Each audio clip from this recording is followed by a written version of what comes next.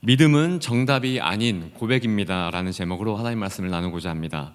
로마서 15장 22절에서 24절의 내용을 보면요, 이 로마 교회를 향한 바울의 희망, 꿈, 소망이 기록되어 있습니다. 그 희망이 무엇이냐? 로마 교회 성도들이 이 복음을 중심으로 하나가 되어져서 스페인에 복음을 전하는 그러한 전초기지, 선교 기지가 되는 것이 바로 바울의 희망이었습니다. 이것이 로마 교회를 향한 바울의 꿈이었습니다.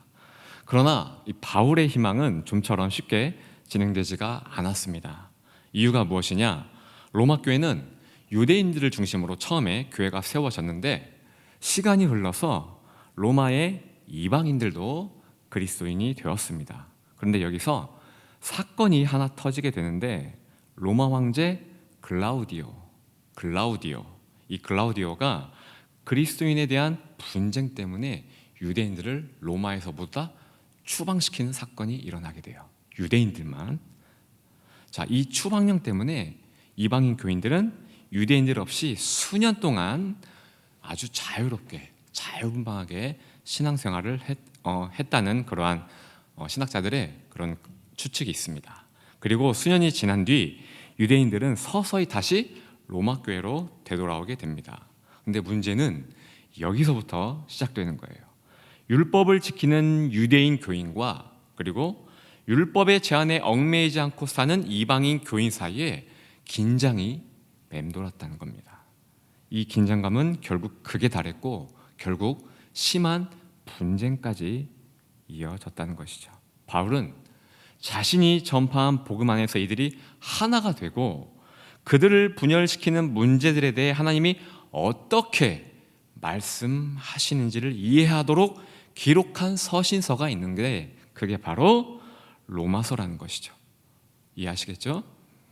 유대인들은 율법 안에서의 믿음을, 율법 안에서의 신앙생활을, 그리고 이방인들은 율법에 매이지 않는 자유분방함의 믿음을, 이렇게 서로가 이들은요 목숨을 걸고 지켰습니다. 그리고 굴복하지 않으려 했어요. 무엇을 말이죠? 하나님의 뜻과는 전혀 상관이 없는 자신들이 만든 가짜 믿음, 가짜 신앙을 위해서 말입니다.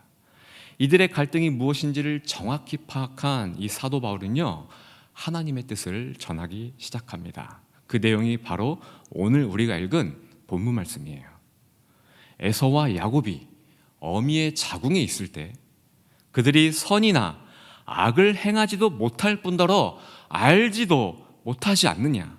그러나 하나님은 한 사람을 택했느니라. 그들의 행위와는 전혀 상관없이 한 사람을 택했느니라. 하나님이 그들의 어머니 리브가에게 이렇게 말씀하셨다. 큰 자가 어린 자를 섬기리라. 내가 야곱은 사랑하고 에서는 미워하였다. 이에 대해 우리가 무슨 말을 할 수 있느냐? 하나님께 불만이 있느냐? 그럴 수 없느니라. 하나님은 모세에게도 말씀하셨다. 내가 긍휼히 여길 자를 긍휼히 여기고 불쌍히 여길 자를 불쌍히 여기리라. 우리가 원한다고 해서, 우리가 다른 박질을 한다고 해서도 아니요, 오직 하나님이 택하셔야 우리가 긍휼함을 얻는 것이다.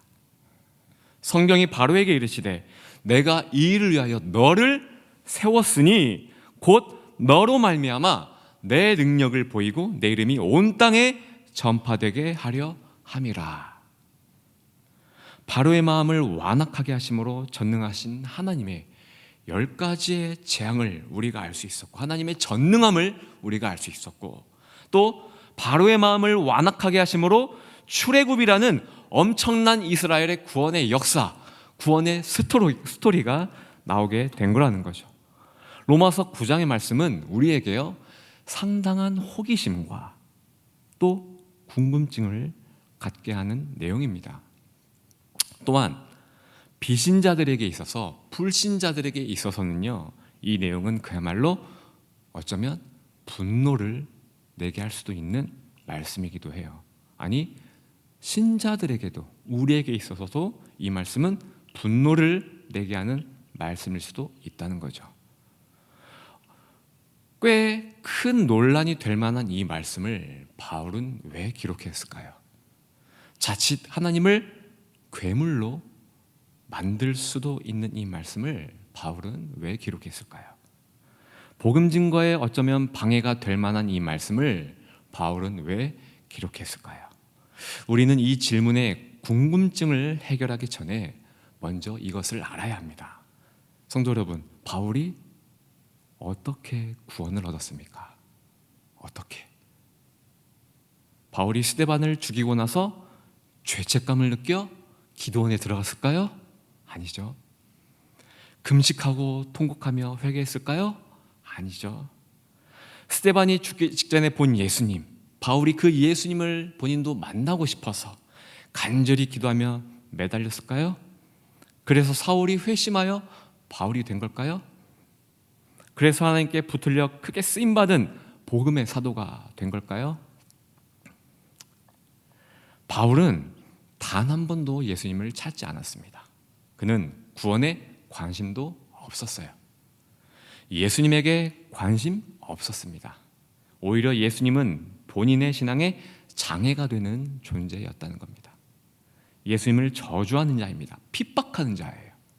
그런 바울이 예수 믿는 자들을 잡기 위해 추격하다가 다메섹에서 누구를 만난 거죠? 바로 예수님을 만난 거예요. 바울은 예수님을 간절히 찾으려 한 것이 아니에요. 바울이 한 거라곤 그저 예수님을 핍박한 것뿐이에요. 예수님은 핍박자 바울에게 일방적으로 찾아오신 겁니다. 이 사건을 통해 우리는 무엇을 알 수 있습니까? 일방적인 하나님의 택하심이에요. 택하심. 바울은 예수님을 1도 원하지 않았습니다. 예수님을 만나기 위해 열심히 다른 박질을 하지도 않았어요. 긍휼히 여겨달라고 하지도 않았습니다. 불쌍히 여겨달라고도 하지 않았습니다. 그러나 하나님이 바울을 택하시고 하나님의 절대 주권으로 택하시고 그분의 아들 예수를 보내주신 사실이라는 겁니다. 하나님이 바울을 택하시어 긍휼히 여겨주셨고 불쌍히 여겨주셨다는 말씀이에요. 그를 구원하셨다는 겁니다. 그를 복음의 도구로 사용하기 위해 택하셨다는 겁니다. 바울은 자신의 체험을 통해 무엇을 깨달았습니까? 많은 사람들이 인정한 본인의 자랑스러운 스승 가말리엘, 이 가말리엘 스승 밑에서 배운 율법의 고상한 지식들, 내가 그동안 열심히 쌓아왔던 공적들, 신앙의 공적들, 내가 의로 여겨왔고 붙들었던 것들, 이것이 참된 신앙이다, 믿음이다라고 주장해왔던 것들, 목숨을 걸고 지켜왔던 것들, 이 모든 것들이 배설물이었구나. 난 그저 예수를 핍박하기 위해 앞장섰던 악인 중에 악인이었고 지옥불에 떨어질 운명이었는데, 그런 나의 어떠한 행위도 보지 않으시고 어떠한 성과 악도 따지지 않으시고 하나님은 나를 택하시고 구원하셨구나. 구원하심도 감사한데 더 나아가 나를 복음의 사도로 사용하셨구나. 이것이 바울의 깨달음입니다.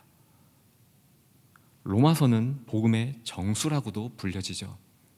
우리는 로마서를 읽으면서 무엇을 깨닫습니까? 어떠한 단어가 반복되고 강조가 되죠? 바로 믿음입니다. 믿음. 우리의 어떠한 행위로 말미암도 아니요, 선과 악도 아니요, 오직 하나님께 택함 받고 하늘로부터 내려오는 그 믿음의 선물을 받는 존재가 바로 저와 여러분이라는 겁니다. 이것이 바로 바울의 신학이요, 로마서의 핵심이요, 또 하나님의 선하신 절대 주권의 은혜라는 겁니다. 이 하나님의 절대 주권을 좀 더 이해하기 위해 제가 예시를 하나 들어보도록 하겠습니다. 조선시대 1397년부터 1450년까지 활동했던, 본명은 이도, 조선 4대 임금, 누구죠? 우리가 존경하는 바로 세종대왕. 그는 조선 임금 중에 유일무이한 성군이라 불려져 있습니다. 그의 업적은 말할 것도 없죠. 역사, 지리, 정치, 경제, 인문, 천문, 도덕, 예의 등 이루 말할 수 없을 정도로요, 조선에 선한 영향력을 미친 인물이에요. 또한 천민인 노비를 하늘이 낸 백성으로 인정해 주었습니다. 이렇게 조선에 많은 이로움의 이 업적을 남기고 또 인격 또한 훌륭했던 조선 4대 임금 이 세종대왕은 우리 대한민국의 자랑이요, 그리고 가장 훌륭한 위인으로서 인정하였기에 지금 보십시오, 광화문 광장의 중심부에 떡하니 그의 자태와 위엄을 드러내면서 동상으로 자리 잡고 있지 않습니까? 제가 뜬금없이 갑자기 이 세종대왕의 이야기를 왜 했을까요? 왜 했을까요? 눈치가 빠르신 분은 아실 거예요. 1300년대의 이 조선에는 복음이 들어오지 않았습니다. 만약 복음이 들어왔고 또 세종이 복음을 듣고도 무시했다면 그는 분명 지옥에 갔을 거예요. 그러나 그 시대에는요, 그리스도의 복음이 들어오지 않았어요. 자, 그렇다면 여러분들에게 제가 한 가지 묻겠습니다. 조선에 막대한 선한 영향력을 끼쳤고 또 성군이라 불렸던 이 세종은 지금 천국에 있을까요? 지옥에 있을까요? 네, 네, 아니하죠? 저는 이 세종대왕을 예시로 지금부터 이 로마서에 바울이 강조한 또 바울이 체험한 이 절대주권의 선한 은혜, 이 절대주권을 우리가 어떻게 받아들여야 되는가를 4가지로 정리해서 말씀드리고자 합니다. 첫 번째, 복음을 들어본 적이 없는 사람이 지옥에 가는 것은 억울하거나 불공평한 일일까? 저와 여러분을 포함한 이 세상의 모든 사람은요, 죄인입니다. 성경이 말하고 있습니다. 모두가 지옥에서 영원히 고통받는 것은 당연해요. 의인은 없으며 선을 행하는 자가 없나니 단 한 사람도 없도다. 하나님의 말씀이죠. 성군이라 불렸던 세종대왕도 역시 예외가 아니라는 겁니다. 얼마나 많은 공적과 얼마나 훌륭한 인격을 갖췄다 할지라도요, 인간 모두는 지옥에서 영원히 고통받는 것이 정당하다는 겁니다. 하나님을 불신하고 배신하는 사람들에게 하나님은 아들 예수님을 보내주셔야 할 의무도 이유도 없어요. 즉, 이 세상에 태어난 모든 사람이 지옥에 가도 우리는 할 말이 없다는 겁니다. 그러므로 굳이 공평을 따진다면요, 복음을 못 듣고 지옥에 간 것이 불공평한 게 아니라 예수님을 믿었다는 이유로 구원을 얻은 것이 불공평하다는 겁니다. 복음을 들어 천국에 가고 상속자가 되고 하나님의 자녀가 되었다는 것은 놀라운 기적이자 은혜이지 마치 우리가 당연히 마땅히 누려야 할 권리가 아니라는 사실이에요. 두 번째, 만약 세종대왕이 천국에 가면 하나님을 믿고 지옥에 가면 하나님을 믿지 않을 겁니까? 이게 질문이에요. 우리의 이 질문과 호기심 속에 교묘하게 자리 잡고 있는 것이 하나 있습니다. 그게 무엇이냐? 하나님이 선한가 악한가의 여부를 판단하려는 우리의 교만함이에요. 이해하시죠? 이 세상의 선악의 기준은요, 오직 하나님만이 제시하고 하나님만이 판단하십니다. 피조물인 우리가 감히 제시하거나 판단할 수 없다는 사실이에요. 오늘 본문 말씀에도 기록되어 있듯이 그런즉 우리가 무슨 말을 하리요? 하나님께 불만이 있느냐? 결코 있을 수 없느니라. 선악의 기준은 오직 하나님이지 피조물인 우리가 창조주 하나님을 판단하려는 이 시도 자체가 죄악이며 그것이 바로 선악과를 먹는 죄인들의 결과물이라는 것입니다. 성도 여러분, 레오나르도 다빈치의 작품 눈썹이 없는 여인, 모나리자 다들 잘 아실 겁니다. 이 그림의 가치가 한국 돈으로 얼마나 될까요? 100억? 500억? 아닙니다. 8,500억 정도가 된다고요. 8,500억. 어마어마하죠. 그림 한 점에 8,500억. 만약 우리가 이 그림이 마음에 안 든다고, 모나리자가 너무 못생겼다고 하면서 그림을 찍거나 훼손시킨다면 어떻게 될까요? 여러분의 상상에 맡길게요. 네. 이것은 명백한 죄겠죠. 범죄겠죠. 그러나 레오나르도 다빈치가 그림이 마음에 안 들어 찢어버린다면 죄가 아니겠죠. 왜죠? 본인이 직접 그렸고 이 그림은 본인의 소유이기 때문에 그렇습니다. 마찬가지로 저와 여러분은 우리를 창조한 창조주 하나님을 판단할 만한 대단한 존재가 아니라는 거예요. 로마서 9장 20절에 기록된 말씀이죠. 이 사람아, 네가 누구이기에 감히 하나님께 반문하느냐, 따지느냐. 지음을 받은 물건이 어찌 지은 자에게 어찌 나를 이같이 만들었습니까? 하고 말하겠느냐. 하나님이 세종대왕을 지옥에 보냈다는 이유로 하나님은 악하다? 하나님이 세종대왕을 천국에 보냈다는 이유로 그분은 선하시다? 이것은요, 선악과를 먹은 피조물의 근거 없는 어리석은 판단이라는 겁니다. 우리는 이 죄악된 이 생각에서 벗어나야 한다는 것이죠. 세 번째, 하나님의 판단이 잘못되었나? 나보다 어리석은가? 하나님도 가끔 잘못된 판단을 할 수 있다는 것을 전제한다는 겁니다. 즉, 저와 여러분이 하나님이라면 이렇게 했을 것이고, 저와 여러분이 하나님이라면 이렇게 했을 것이고, 나의 선택이 하나님의 선택보다 가끔은 나을 때가 있다는 착각을 한다는 거예요. 이 또한 선악과를 먹은 피조물들의 교만이며 어리석은 생각입니다. 이사야 55장 9절 말씀입니다. 이는 하늘이 땅보다 높음같이 내 길은 너희의 길보다 높으며 내 생각은 너희의 생각보다 높음이니라. 아멘.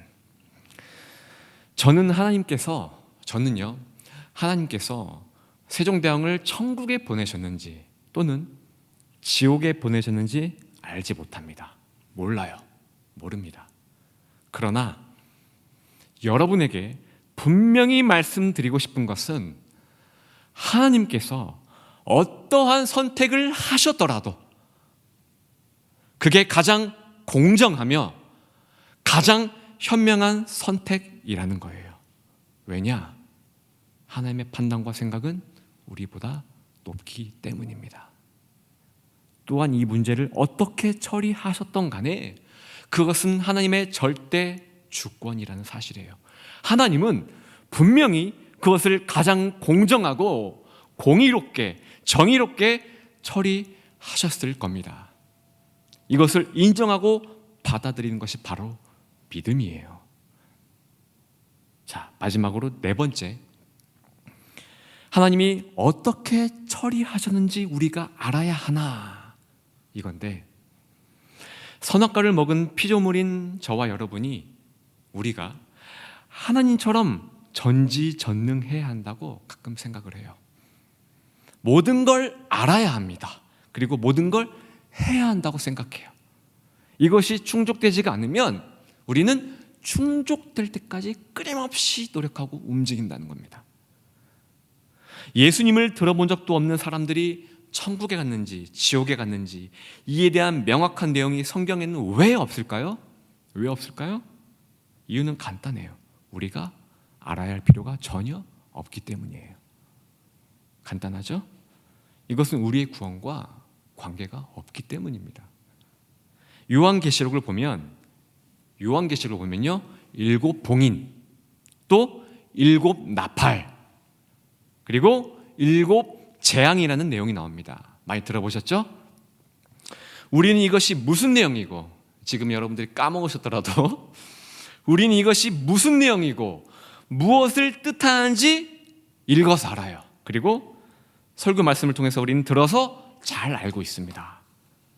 하나님은 이 말씀을 계시하였습니다. 우리가 알 필요가 있다는 것이죠. 그렇죠?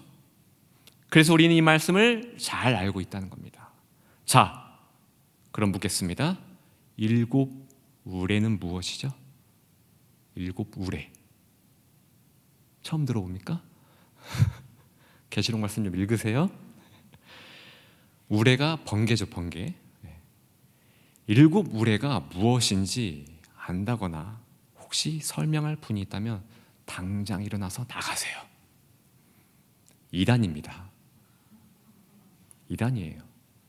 계시록, 요한계시록 10장 4절 말씀 제가 읽어드릴게요.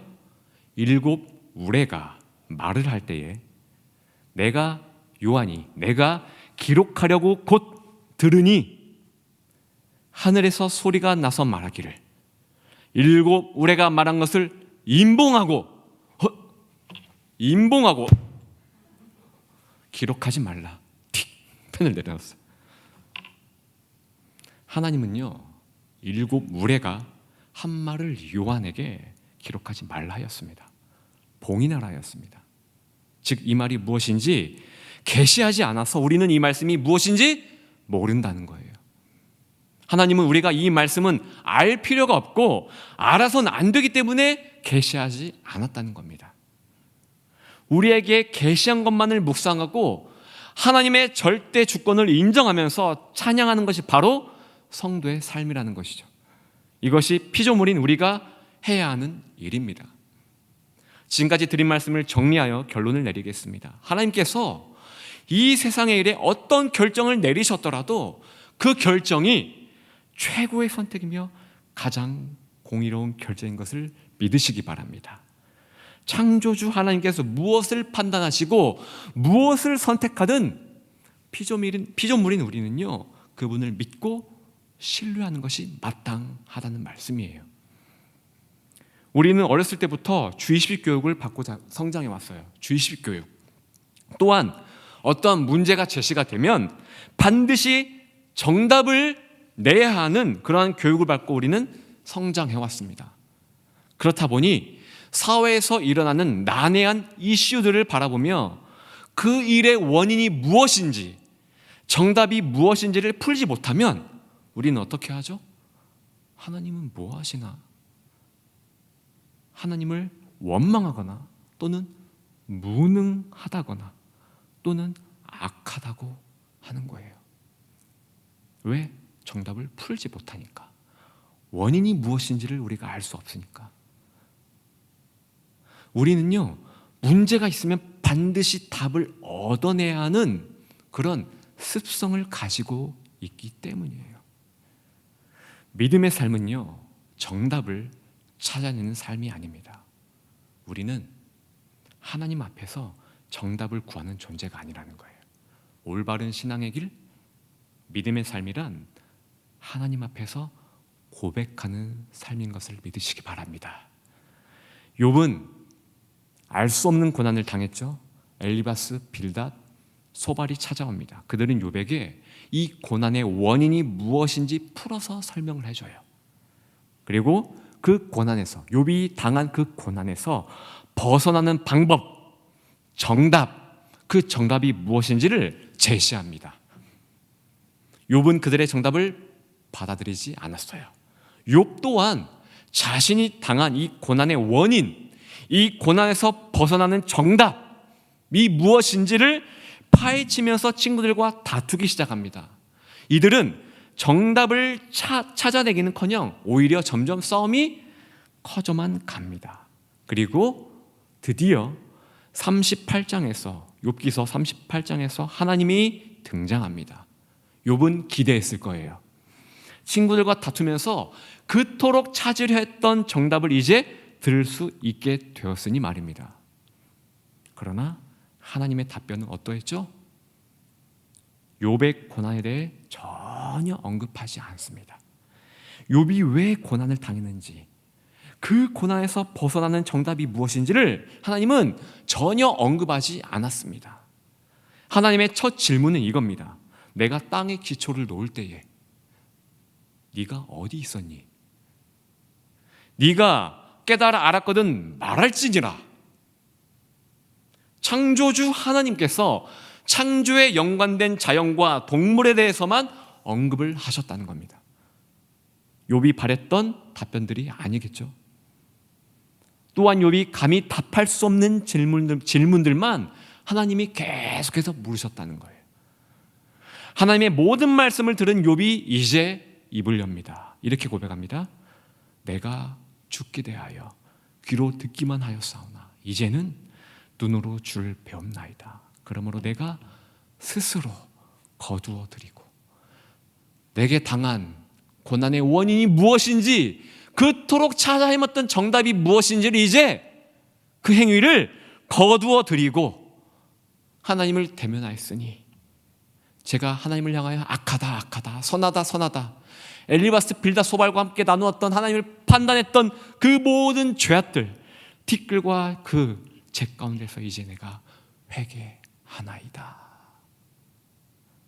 피조물인 욥이 감히 하나님을 선하다 악하다, 하나님의 선택이 이렇다 저렇다, 하나님의 판단과 생각이 이렇다 저렇다 판단하는 것에 대한 회개를 했다는 거예요. 하나님을 대면한 욥은 정답을 얻어낸 것이 아닙니다. 고백만 했을 뿐이에요. 이것이 바로 신앙이고 믿음입니다. 사무엘을 임신하는 과정에서 하나님의 절대 주권을 체험한 한나, 역시 그녀 또한 정답을 얻는 것이 아닌 고백을 하게 됩니다. 사무엘상 2장 6, 7절 제가 읽어드리겠습니다. 여호와는 죽이기도 하시고 살리기도 하시며, 절대 주권을 말하는 거죠. 스올에 지옥에 내리게도 하시고 거기에서 올리기도 하시는도다. 절대 주권이죠. 여호와는 가난하게도 하시고 부하게도 하시며 낮추기도 하시고 높이기도 하시는도다. 성도 여러분, 오늘 사도 바울이 기록한 본문 말씀도 마찬가지예요. 율법이 옳다 옳다, 자유함이 옳다 옳다 다투는 이 로마 교회 성도들 향하여 바울은 외쳤습니다. 너희가 무엇이간데 감히 하나님은 율법의 편이다 자유의 편이다 하면서 다투느냐. 창조주 하나님은 오직 그분만의 절대 주권을 가지고, 우리가 이해할 수 없는 그분만의 절대 주권을 가지고 그분의 영광을 위하여 우리는 그저 피조물로서 사용되어지는 도구들 뿐이니라. 고로 우리가 지녀야 할 자세는 그분의 주권에 따라 택하심을 입은 것에 대한 감사의 정답이 아닌 고백, 그분의 주권에 따라 자녀가 된 것에 대한 감사의 고백, 하나님께 고백을 드려야 하는 삶을 사는 것이 옳은 것이지 어찌하여 무엇이 정답인지를 가르려고 다투고 있느냐, 이 말씀입니다. 성도 여러분, 말씀을 맺으면서 하나님은 코로나를 왜 허용하셨을까? 그리고 이 바이러스를 왜 빨리 거두시지 않고 왜 이렇게 오래도록 방치하실까? 또 나에게는 왜 이렇게 많은 힘든 일들이 있을까? 또 나의 질병은 왜 이리 고쳐지지 않을까? 나의 가족이 이해할 수 없는 죽음을 당했는데 하나님은 왜 방치하셨을까? 왜 살려주지 않았을까? 우리의 일상에서 일어나는 일들입니다. 여러분은 이 일 앞에서 어떻게 말하고 행동하시겠습니까?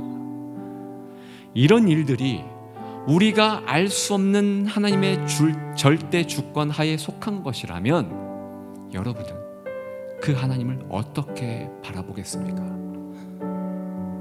여전히 정답을 찾아내기 위해서 뛰겠습니까? 그 정답을 찾아 돌고 돌아 방황하며 헤매겠습니까? 아니면 많은 믿음의 선배들이 그러했듯이 하나님께 고백하며 나아가는 삶을 사시겠습니까? 오늘 주신 로마서 9장 말씀 앞에 모두가, 저와 여러분 모두가 온전한 깨달음을 얻어 하나님 앞에서 코람내어 하나님의 얼굴 앞에서 정답이 아닌 고백의 삶을 살 수 있기를 예수님의 이름으로 축원합니다. 우리 이 시간 말씀과 연관된 찬양 다 표현 못해도 간사님 가사 한번 띄워주시겠어요? 주님 다 표현 못해도 주님 앞에서 표현하겠습니다. 정답이 아닌 하나님, 우리가 주님 앞에서 고백하는 삶을 살겠습니다. 우리가 다 이해할 수 없고 납득할 수 없고 공감할 수 없어도 그 하나님을 알아가겠습니다. 다 담지 못해도 제가 예수님을 닮아가는 삶을 살겠습니다. 예수 그리스도의 사랑, 우리를 향한 그 사랑이 얼마나 아름다운지, 그 사랑이 얼마나 나를 부욕해 하는지, 그 예수 그리스도의 사랑이 얼마나 크고 놀라운지를, 예수 그리스도의 그 사랑 얼마나 나를 감격해 하는지, 이 가사에 담긴 것처럼 이 고백이 여러분들의 삶 가운데 충만히 넘쳐나기를 예수님의 이름으로 축복합니다. 다 같이 찬양하시면서 주신 말씀 붙들고 기도하겠습니다.